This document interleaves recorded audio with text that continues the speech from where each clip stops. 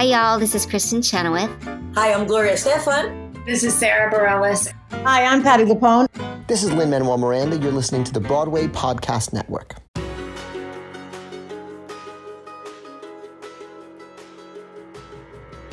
Hello and welcome to episode 11 of the Theater Podcast. It is 2019. Happy New Year, everyone. Happy New Year, Jillian. Happy New Year. This episode here is with Ani DiFranco, and you might be thinking to yourself that it's a little unusual for a theater-focused podcast to interview somebody like Ani DiFranco, but she has a bit of a crossover that, of course, we're going to get into in the episode. Well, if we back up real quick, for those who don't know who Ani DiFranco is, because you are a theater person, you should know. So Ani is a folk singer and activist who's been around for, 20 years now? Mm-hmm. Oh, longer than that, yeah. Yeah, and she is definitely very much a voice of a generation. She was one of the original feminist folk singers, and she's a brilliant songwriter and just wonderful person. Mm-hmm. And a lover of all things theater and Broadway and performing in general. And we do get into this in the episode, but she indirectly had her hands in getting Hadestown to Broadway. Mm-hmm. She helped with the original concept album. Mm-hmm. And she worked with Anias Mitchell, who she signed to her record. So without Ani, there would be no Anias, really, to the extent which we know her now. Mm-hmm. And she had a lot of input into the original concepts and the original songs. Yeah. Ani's had an incredible career in she emancipated herself before she was 18, emancipated herself from her parents, and just went out playing guitar everywhere she could, playing with her guitar teacher.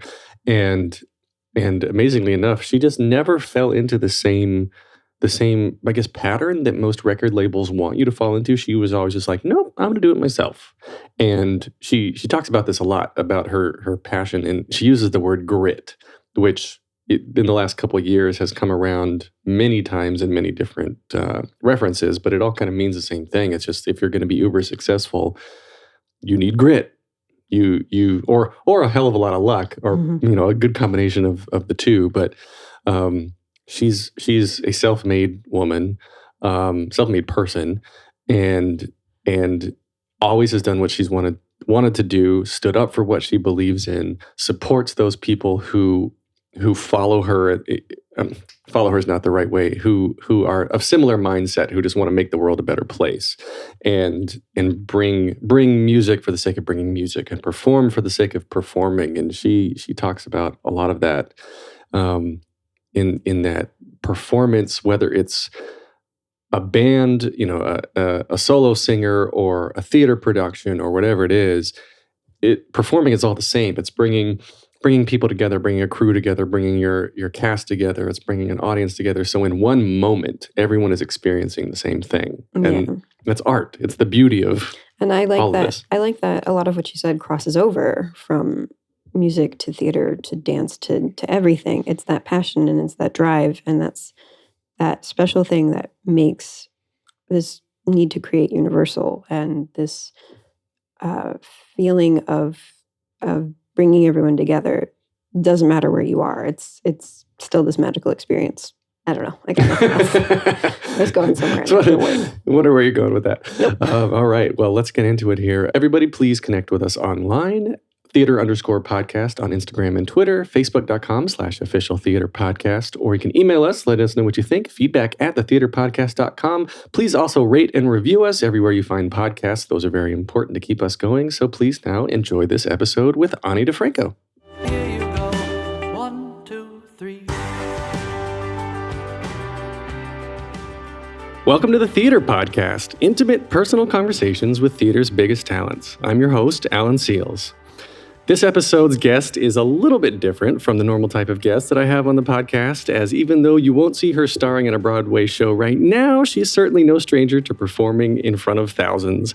An amazing singer and musician, but also a poet, songwriter, activist. She has released more than 20 albums over her 30-year career, not to mention that she is a massive fan of Broadway, which is the tie-in we have here. I have the absolute pleasure of having with me today gold record maker, Grammy Award winner, and one of this generation's leading ladies of rock, Ani DiFranco. Hey, How you you're doing? making me sound impressive. You are kind of impressive. I love it. Can I take you with me everywhere I go? Yeah, I will give you that intro Yeah. everywhere I can. But the format of this podcast is normally we have these people and we talk about their background, where they came from, and then we get into what they're doing now. So I see absolutely no reason why we can't do that with you. And we'll touch, of course, on your love of theater and Broadway. So for those of you listening, we will get to the Broadway stuff. So, Okay, but yes, yeah. I want to know. A little bit of a sidetrack with the old folk singer. But I want to know about you. I want to know. Tell me about your childhood and like you were born in Buffalo. Let's start there. Yeah, Buffalo, New York, center of the universe. Went to public school, magnet school. I had a good, education, I feel like, of the world. And yeah, got into music when I was 9 years old. I got my first guitar and just sort of never looked back. I've been following my guitar around ever since. That's a good way to put it. So I guess you just go where the music takes you?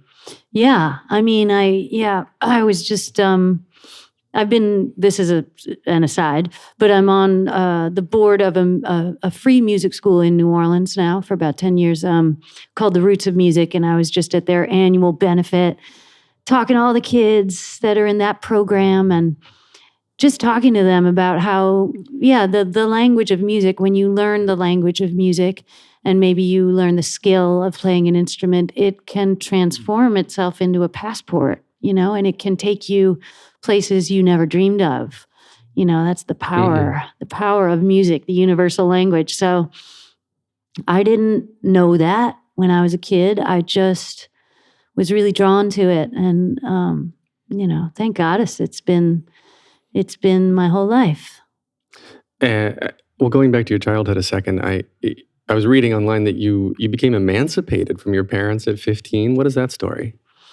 Yeah. I mean, my family was a bit troubled. My parents split up when I was 11 and I was living with my mom. And then my mom decided to move to Connecticut, rural Connecticut. So I went with her and to explore her new locale and her new life, and determined within a few days this was not for me.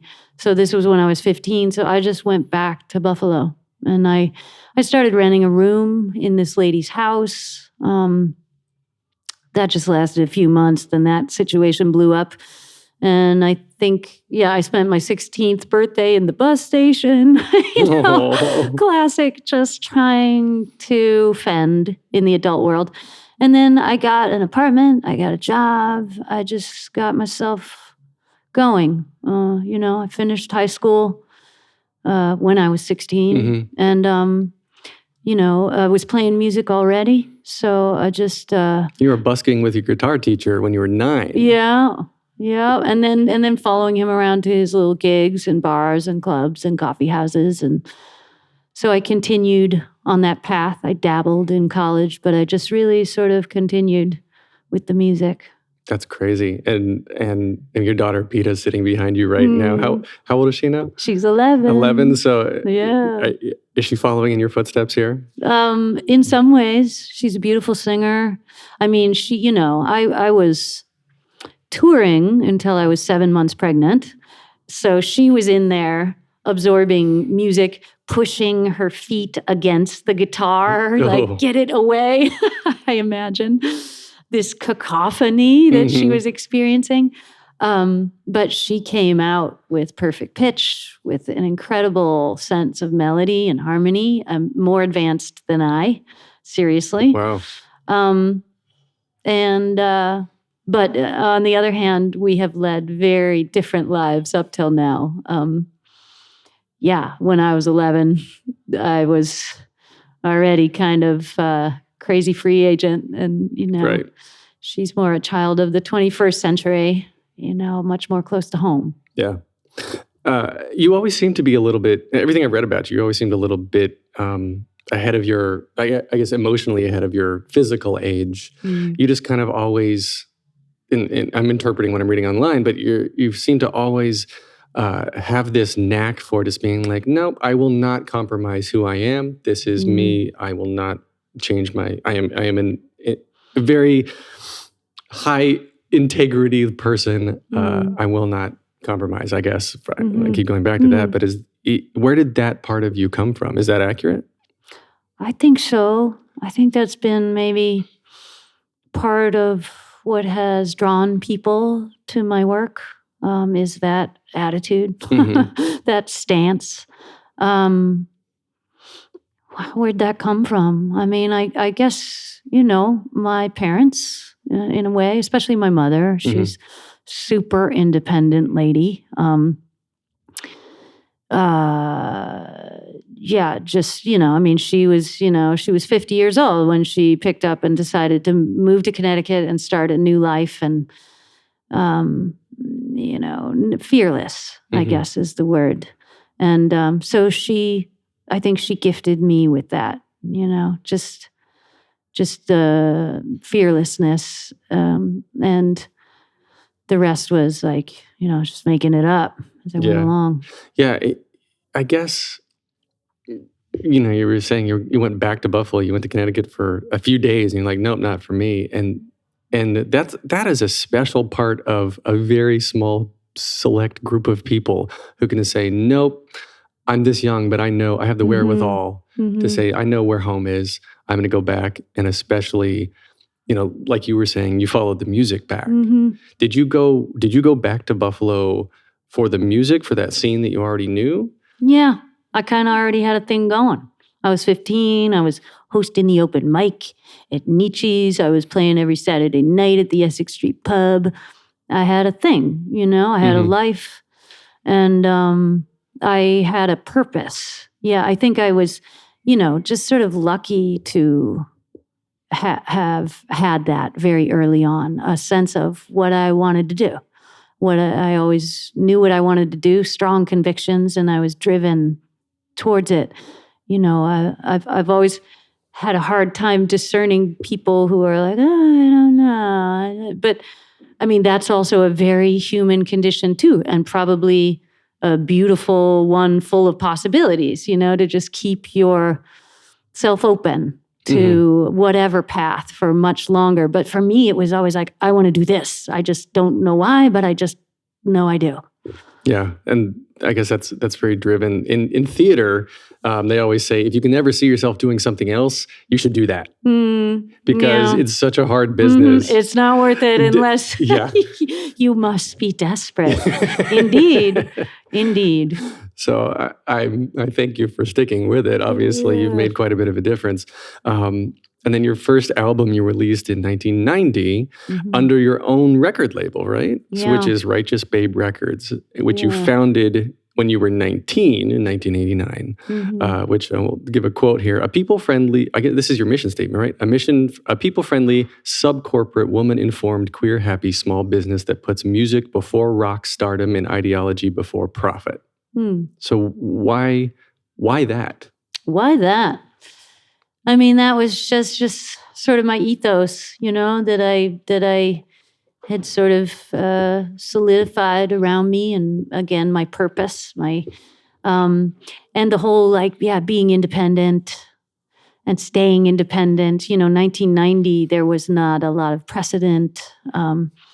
Like I was saying earlier to the kids here at Guitar Mash, it was the record deal was the only barometer for, are you a legit musician, performer? And I had an attitude about that right from the beginning. Why are corporate record company peoples the arbiter of whether my art is legitimate art or whether it has a purpose? And so I sort of, that was, I guess, part of my attitude as a young person. I just wanted to thwart that idea and that system. So I just, when I was 19 and I made my first cassette, I scribbled Righteous Babe Records onto it, but there was no there. That was just an idea. that I don't need a record company. And then slowly it became a record company, an actual thing over the course of the next 5-10 years. Well, how did you get your first record out then? If you just had this cassette and you're like, all right, here's my master, how did you get people to listen to it? I was playing around in bars and coffee houses. Yeah. And I would sell them to the people who were there, who were interested. I put an address. I got a P.O. box when I made my first, this is pre-internet, I got a P.O. box and I put that P.O. box on the cassette and people started writing in. Like the cassette, right from the first cassette, it had a life of its own. It made its way hand to hand. And then people wrote to the P.O. box and said, can she come play the Women's March at my Kalamazoo University, And I started going and playing at student union halls and this and that. And that was my entree into touring. In the early days, for the first 5 years at least, probably 10 years, I had no distribution, because that was a major label scenario. I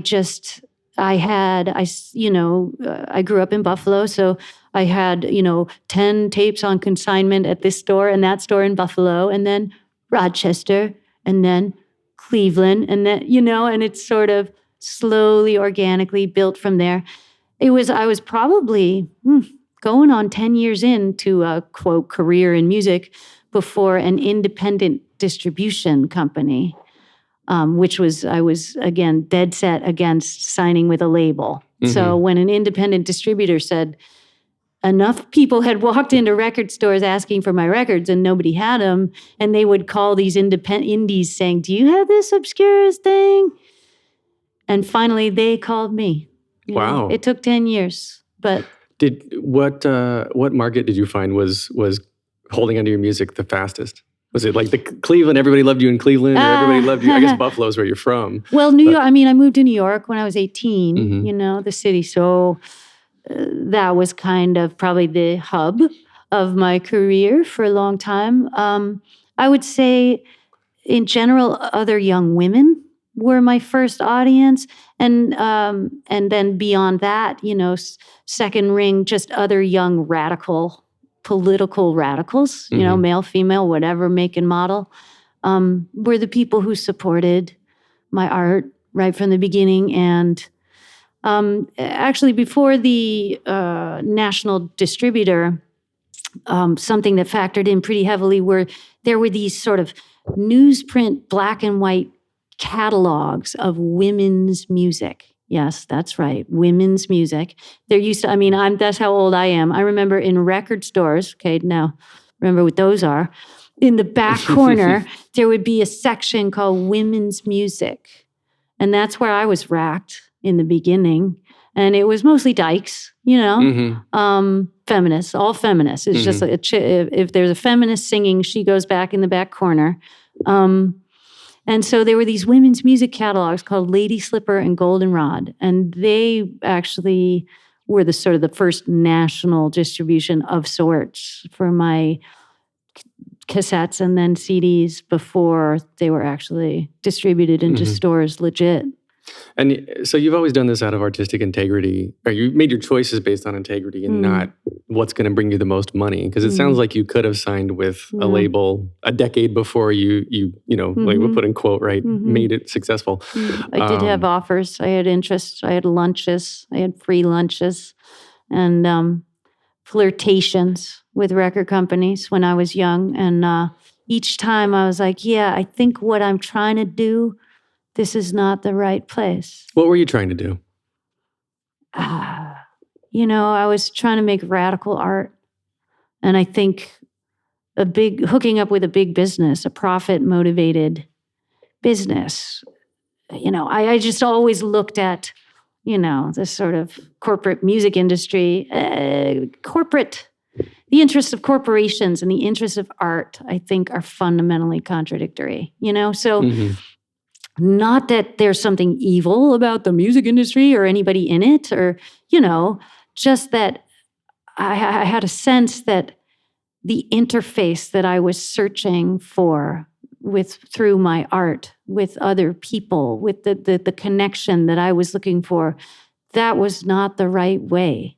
I when I flirted with that world and entertained the idea of signing with this company or that company, I just looked at how they did business, how they thought, what motivated them. And I thought, this is not aligned with how I think and what motivates me. So, besides making me rich and famous, like, how does this serve my path, So I was more about finding my own way to reach people. And you feel like you still got there?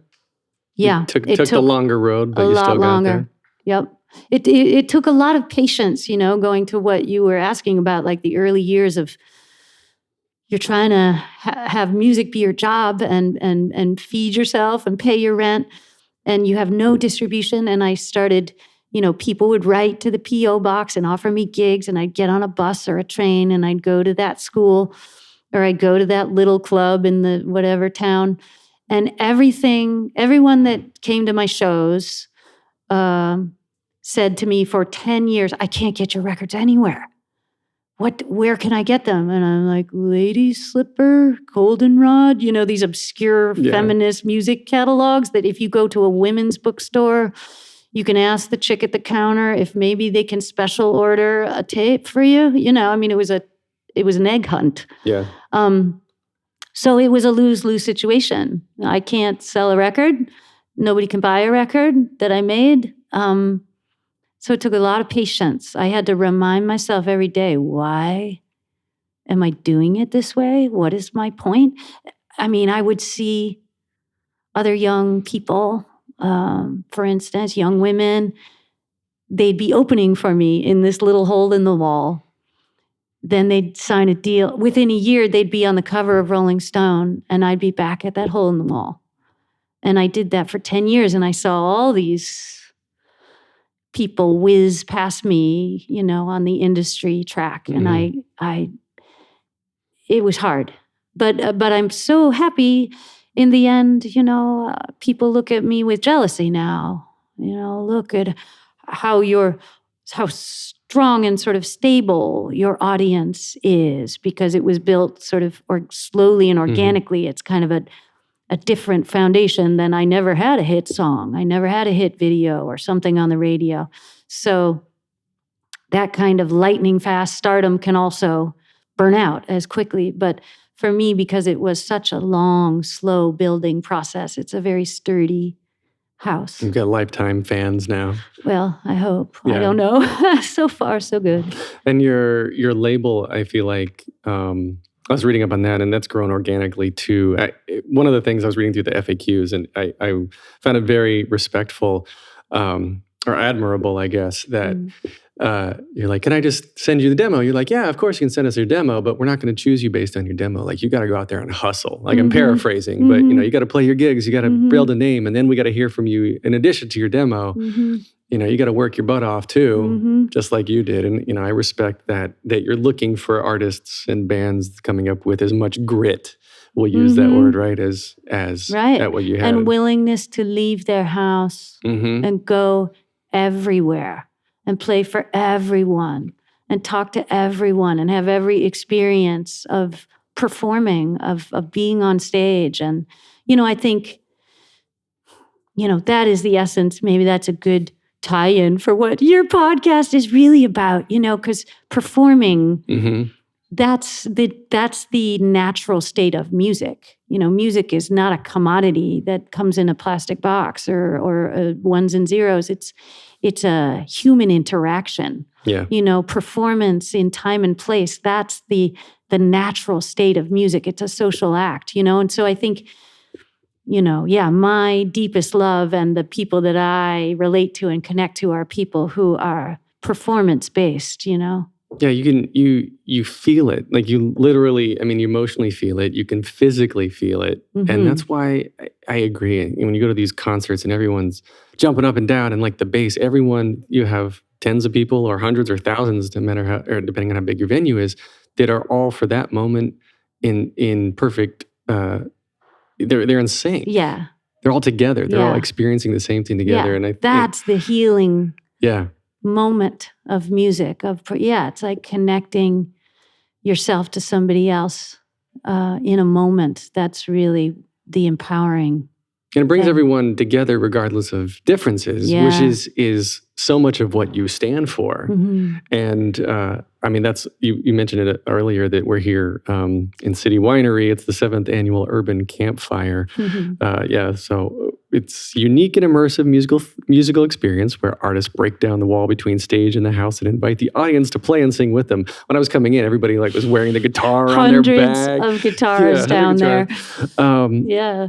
And so this year's theme, I'm giving them a free plug here. I love it. This year's theme is Songs for Change, which focuses on the power of music to generate awareness and bring people together. So it's perfect. Yeah. But then we obviously know you're not one to sell out or take a gig just because it's offered to you. So what spoke to you about this one? Why are you here today?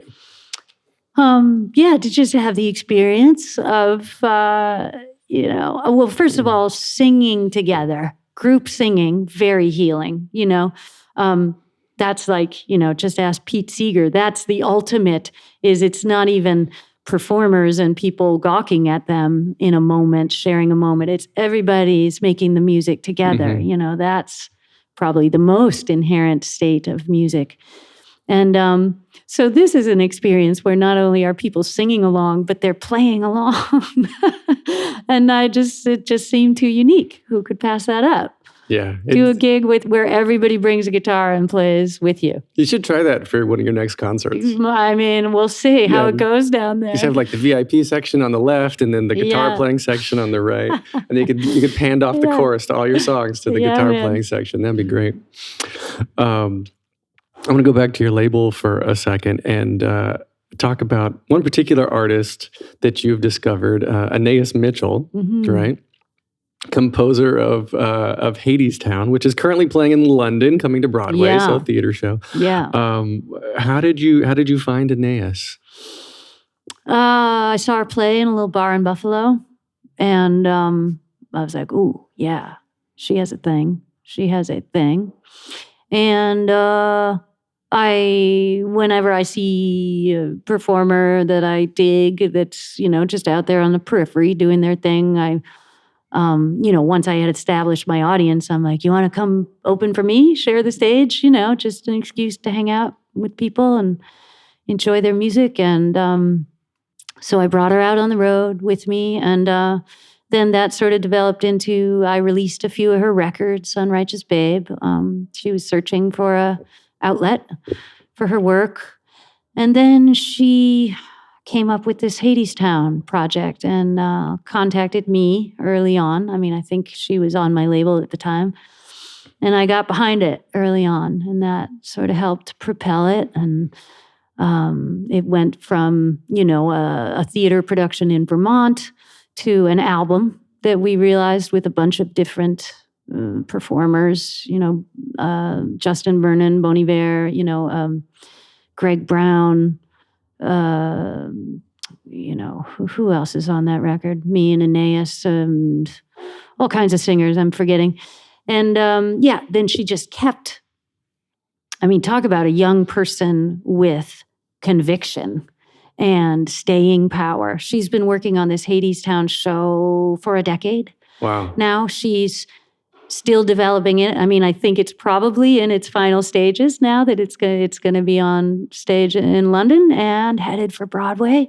But yeah, as somebody who's been going to Broadway shows lately, thanks to my daughter and her love of musical theater, even on Broadway, even at the top, even at the height of musical theater, a show that's all amazing songs that each one of them, like a Hamilton.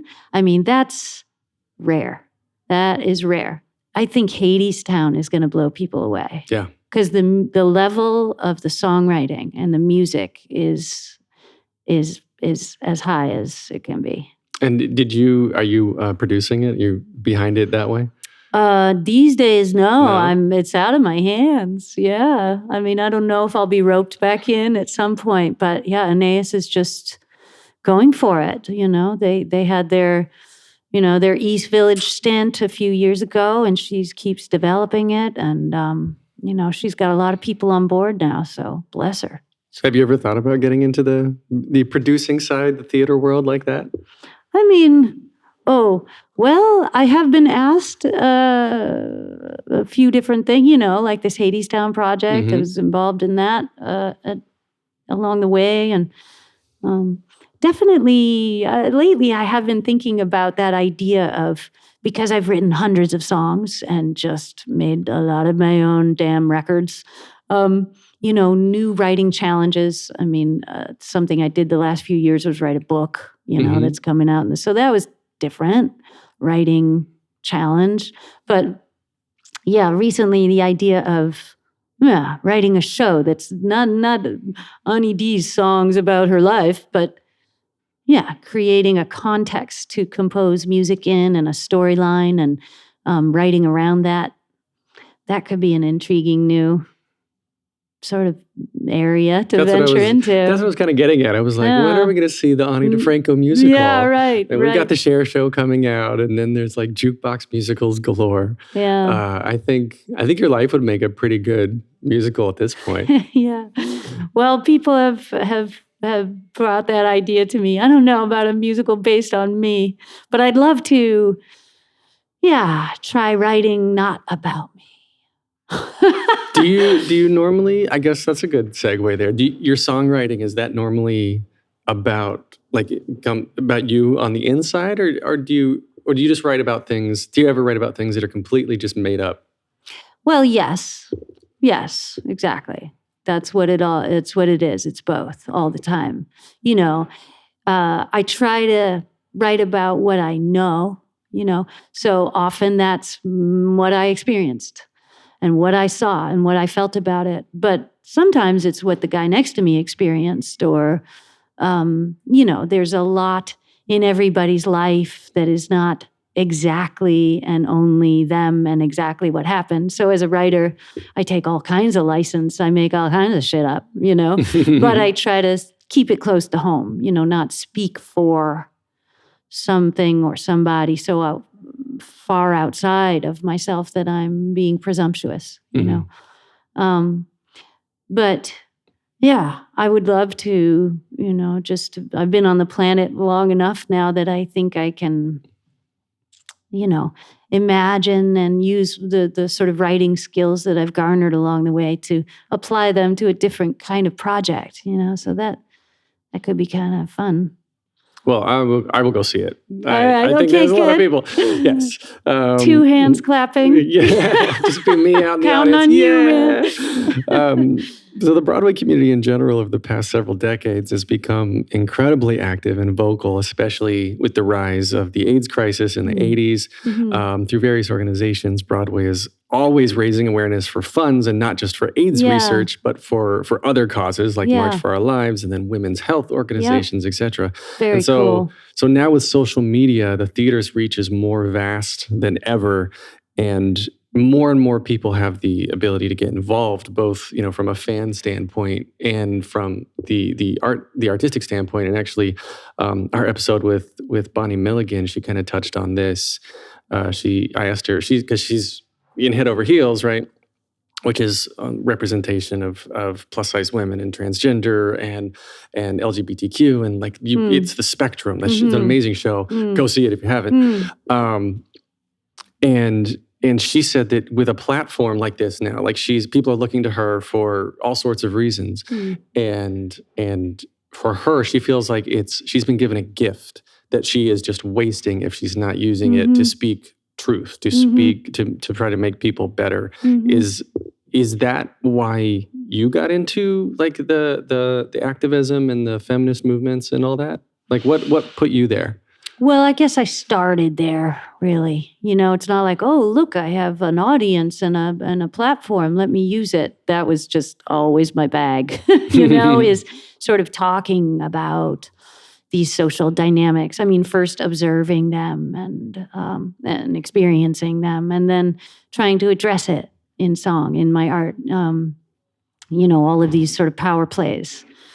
amongst people. That fascinates me, So I guess I always sort of looked at the world with a political lens, and it was sort of fundamental to my art.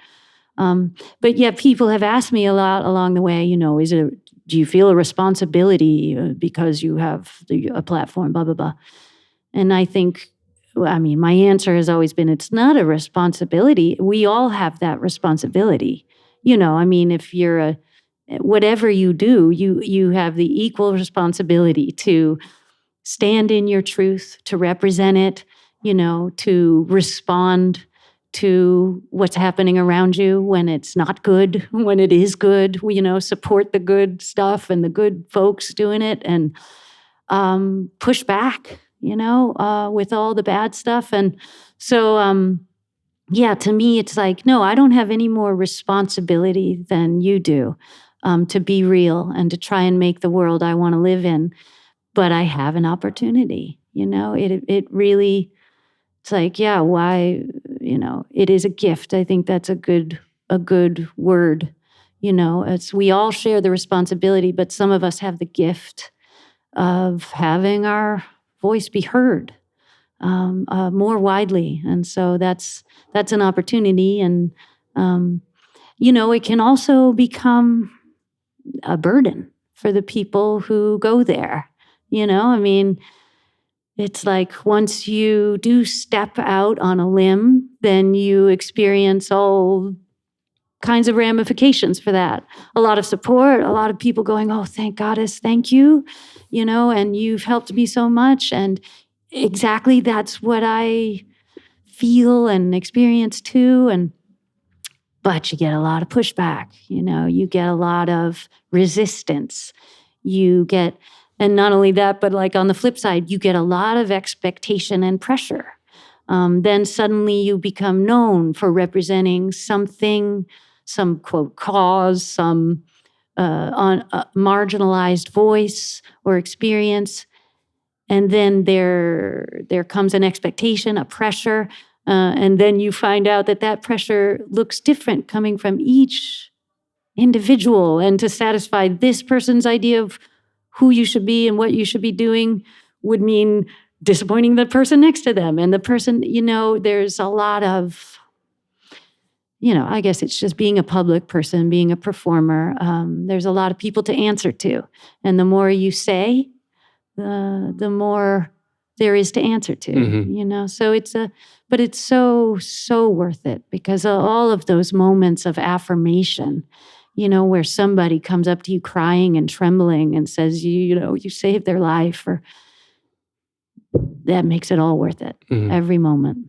And you seem, again, this goes back to you doing your truth, right? Yeah. You do it, you'd say what you want to say about the world, and you just happen to have thousands of people that agree with you. Yeah, I think for anybody who is living their truth, I really believe that generally the universe will hold you in that, because there's room for all of us. I agree. Yeah.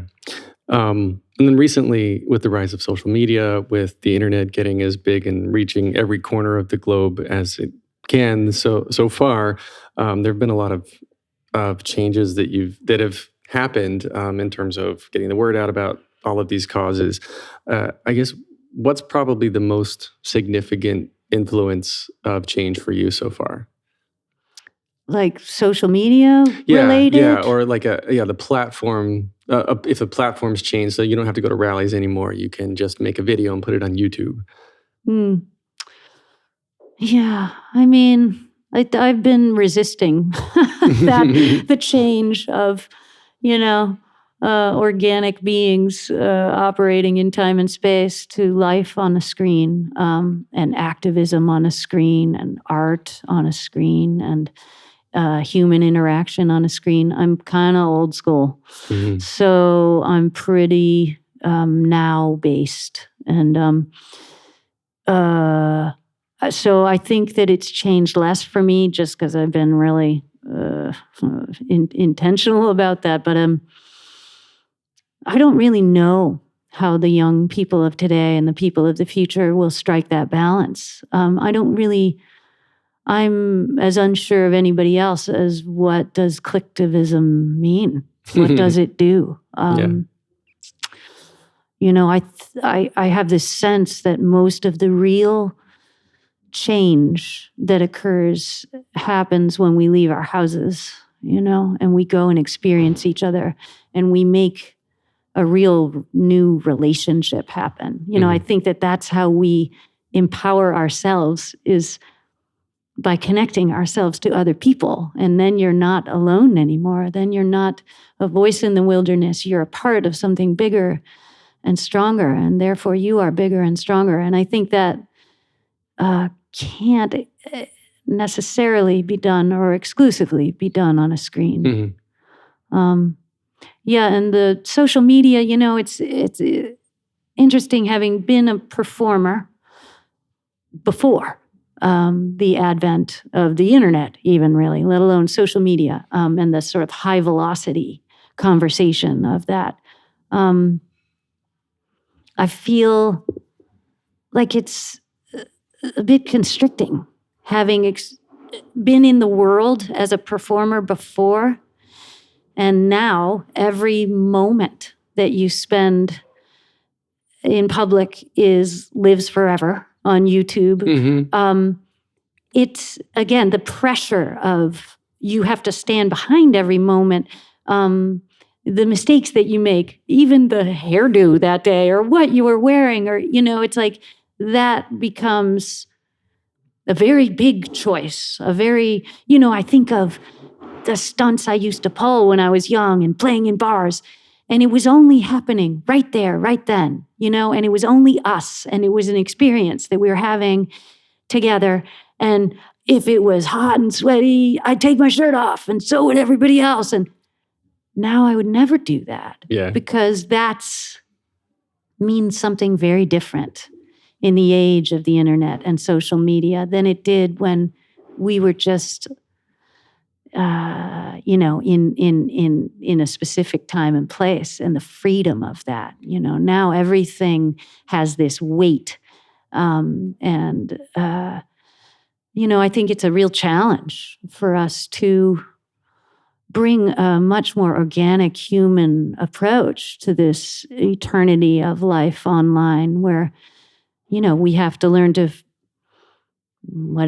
forgive each other, let ourselves be human and fallible and ridiculous and more or less successful in any moment in what we're trying to do, even though it never goes away. What advice do you give to people like your daughter's age who are asking these types of questions?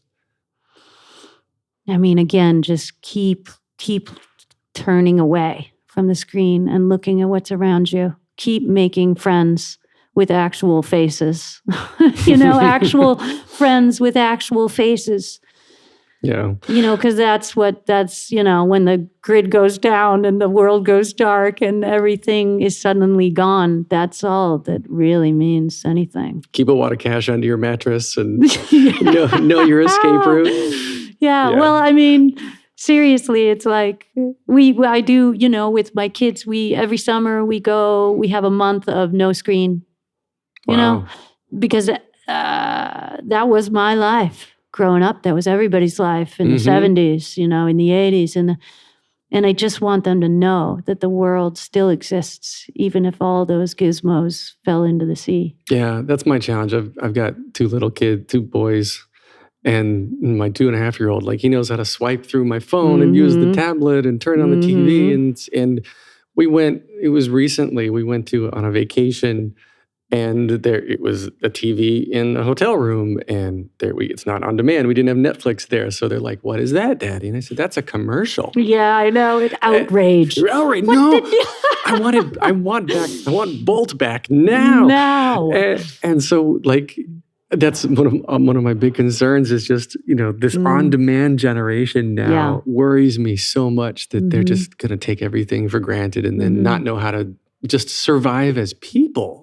You know what I mean? Like, to look up and to make eye contact and to, whatever. I mean, in general, or in a word, traveling, you know, like you were just talking, you know, of course, maybe you're going to show up somewhere in a hotel room with a TV and check it out, but really just going out into the world traveling, especially beyond the realm of the TVs and the gizmos. That's incredibly fortifying, I think, for us humans. Mm-hmm. I'm going to change gears a little bit here.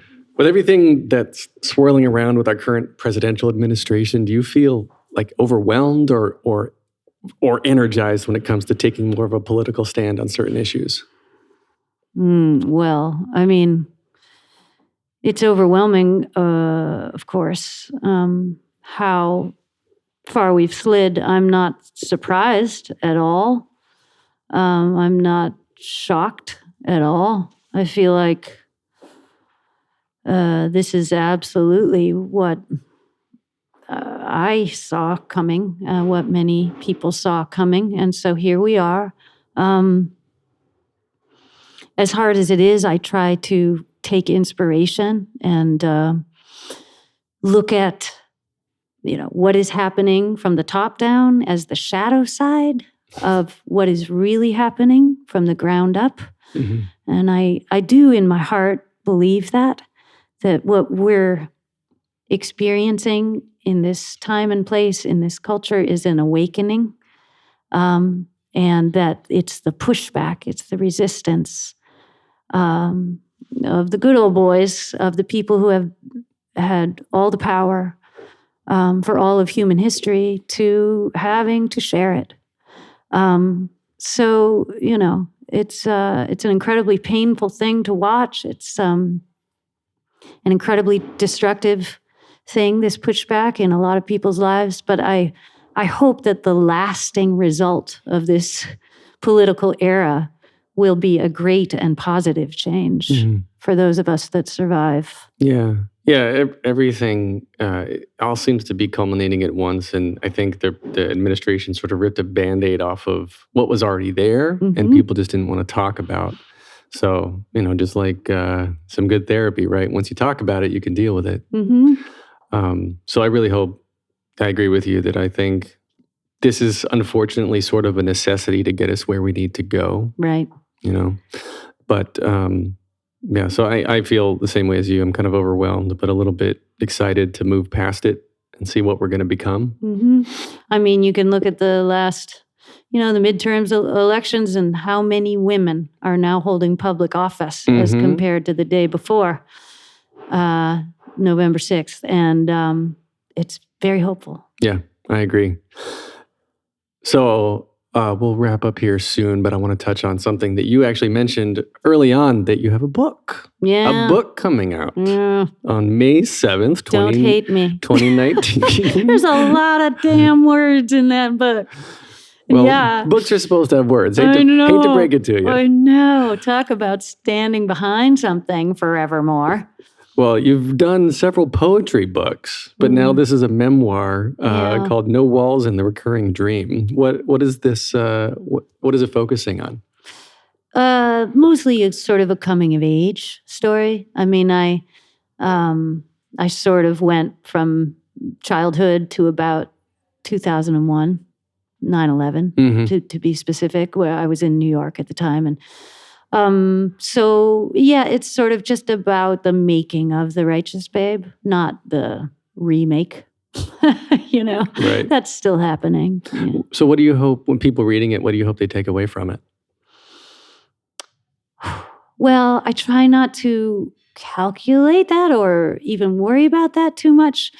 I mean, I tried to just be in the moment, in the challenge, in the process of writing complete sentences, and count or hope that somehow this book will do the work that the songs have done, which I never calculated, just like be in my skin, write my truth the way I feel it in the moment, and hope that that's of use to somebody. And the songs have done good work, and I guess, been inspiring to others to become themselves. I've often felt that, what I'm saying and doing in my songs is not check me out, do as I do, I have all the answers from on high. It's more check me out, I'm just doing me and getting away with it, And I love my favorite, thing that people come and say to my face is, because I went and XYZ, I went and did my own crazy thing and invented my wheel, and so, I hope that the book does that similar kind of work in the world, but whatever it's not up to me. Yeah. So I assume in the book too, you'll touch on Babeville, which is another plug I want to give you the opportunity here to touch on. So what is Babeville? Well, Babeville is a venue I opened up in Buffalo, New York. It doesn't factor into the book because that's post 2001. But yeah, it was like, it's an old 1780s or 1870s, cathedrals in downtown Buffalo, which was going to be demolished because Buffalo is a poor city, sort of an evacuated city center. A lot of beautiful old buildings and infrastructure that have fallen by the way of economic devastation. So here was this cathedral that was going to be demolished because some stones were falling out of the gargoyles and shit. So we saved it. Righteous Babe. That's one of the things that we've done because my mother is an architect, and I've long been connected with the importance of cities as centers of culture and ideas, of the infrastructure of cities as being sort of the repository for our human souls and experience. And, when you reach out and grasp a doorknob that hundreds and thousands of hands have grasped and turned, it connects you to the past and therefore to the future. And so I think that these old buildings are very important to our soul and the life of our human soul. So yeah, we saved this church, and then, we thought, geez, our karma was wrapped up in it. So we just took it over, made it into a venue and the home of Righteous Babe. But no, none of that's in the book. Okay. Well, then I'm glad we touched on it here. Yeah. That's interesting. I didn't actually plan on covering this, but you've mentioned it so much that you publicly acknowledged that you're an atheist, right?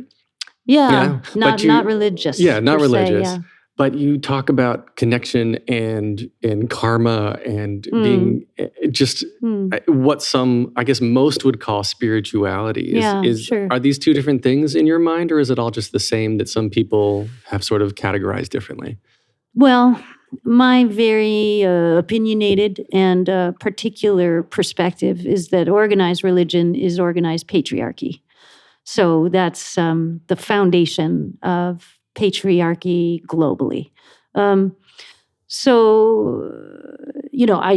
But then many people have used many patriarchal paradigms to do great things. Mm-hmm. So it's not that it's a complete dead end. But for me, the idea of God as he, once you start there, it's like, okay, so there's a particular person telling this story. And, just that flip of the script of the man as the creator just seems like, really? Really? Right. So, okay. I have this song called Alrighty on my last record, where I just talk about, next time I see a man give birth, I'll picture the creator as a dude with a beard, Sure. But so for me, I think just the body that I come in has made me, sets me slightly to the side of all these organized religions. But, that doesn't mean that consciousness, that the unifying field of consciousness that connects us all, that is the underlying reality beyond this fallacy of separation of you and me right now, is not completely captivating and motivating to me, and that I don't want to serve that as much as a deeply religious person might want to in their own context and language. Right. Yeah, that makes total sense. I think there's so much of a spectrum between, the devout religious and the atheist, and then but it's all the same thing. It's all the same spectrum. You would hope. Yeah. Yeah. I mean, that's speaks back to what you were talking about of just bringing us together despite our differences. Is that we're all the same on a very fundamental level. So why are we shooting each other? But I digress. Amen, brother. Yeah. Amen. So we have three closing standard questions that we ask all the guests here. Okay. Very simply, what motivates you?